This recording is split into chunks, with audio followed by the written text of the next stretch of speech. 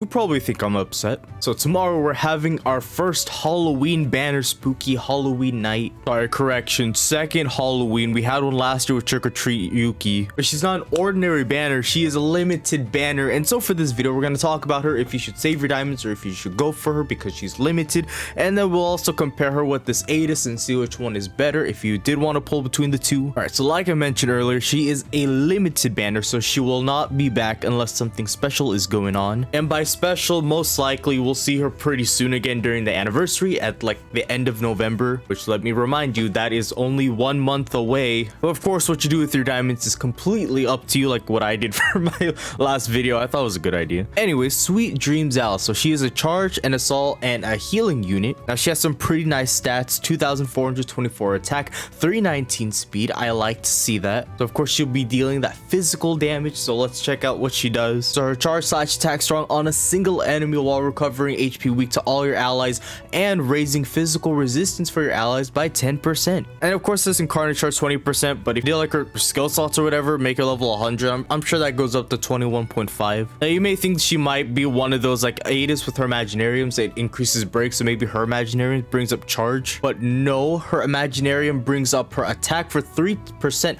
for an unlimited amount of turns. Compared to the regular banners, where if you do their event you get 1 Imaginarium, then you can go to the exchange shop to get 2 more, so you get 3. For the event with the Alice tomorrow, I mean, you'll get this little cool theme, your list theme, whatever. You get that Alice, it's pretty nice, but you do not get an Imaginarium for this Alice. And because she's limited, you also can't exchange for her Imaginariums. So overall, you're gonna have to get dupes if you want Imaginariums for her. We'll talk more about that in a little bit. So her assault, screw slash, an X strong slash attack and HP recovery on all your allies. It's pretty cool, very helpful. And her heal right here is a weak HP heal to all your allies, raising physical resistance for all your allies for 20%, and the recollection field by 1 for a short wait time. There's some extra things. Her special partner is Yu-Gi-Oh, and then her leader skill increases attack for all your water element party members by 5% if she is the leader. Member skill attack for your water element team for 1%. All right, so is she actually worth getting? She may be limited,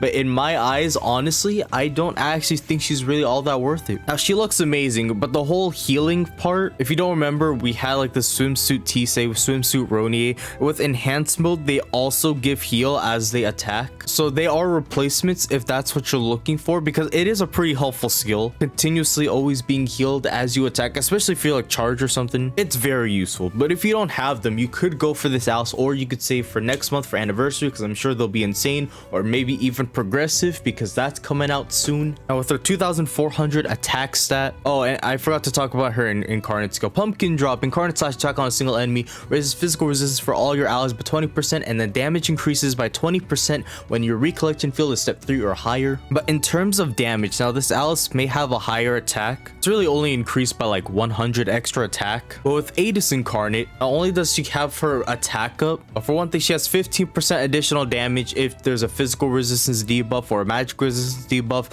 15 more if your attack buff is 15% or higher, and you get another 15% when your buff, your attack buff, is 30% or higher. So that's what she could roughly go up to, like 45% additional attack plus the attack buff. And with Eydis' skills here, she also has a damage increase by 20% when the recollection field is step 3 or higher as well. So in terms of damage, that Eydis is stronger than this Alice, but in terms of like other events outside of ranking event, this Alice will help you a lot. For example, Cathedral, she'll help you live longer, live better. Walmart, she brings up charge, although it's not as great. It would have been great with the Imaginariums being charged, but then it also would have been very expensive. I highly doubt you'll ever use that heal skill, maybe every now and then. She doesn't heal the people at the back. Like for example, the sleeper right here, she heals people including the reserve characters. Yeah, this Alice does not do that. But with your survivability with other stuff, I mean, she raises her physical resistance pretty nice, and she heals even better. And her incarnate with the increased 20% when recollection field is step 3 or higher,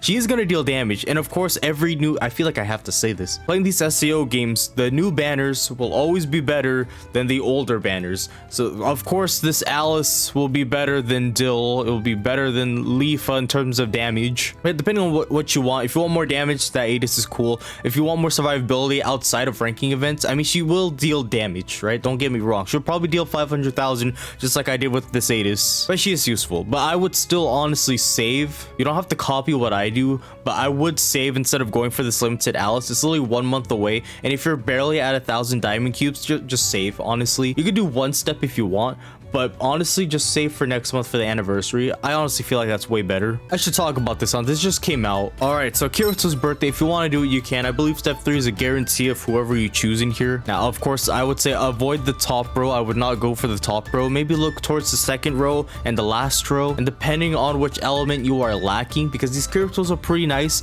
Like non-element, for example, if you want a strong one, there's that Kirito right here. Of course, back then, since there was like a lack of wind elements, this Kirito was pretty good. I mean, there's quite a bit now, but he's still pretty good if you want. The fire element Kirito pretty nice, but probably like the next fire banner, they're gonna be way better than this Kirito, maybe. That earth element Kirito is like almost a year old now, so he'll be overshadowed with like new earth elements soon. I mean, if you're asking my opinion, I would not go for this banner, but if you want, go for it. They didn't even add like the latest Kirito and Asuna like non-element banner. They did for the Asuna, but they didn't for this Kirito, which kind of sucks because that Kirito is pretty good. While we're at it, I'll talk about this again in my next video, but you can also get this illustration, limited illustration for 50 diamond cubes. I would not get this. It's such a waste of diamond cubes. Honestly, I would not get this. I'm sorry, Kirito. I like you, my guy, but nah. Anyways, we're gonna end off this video here. Thank you so much for watching this video of Rising Seal. If you guys enjoy, why not leave a like, comment, and subscribe, and I'll see you guys all again in the next video. And if I get the owls, we'll do a damage showcase again. Goodbye.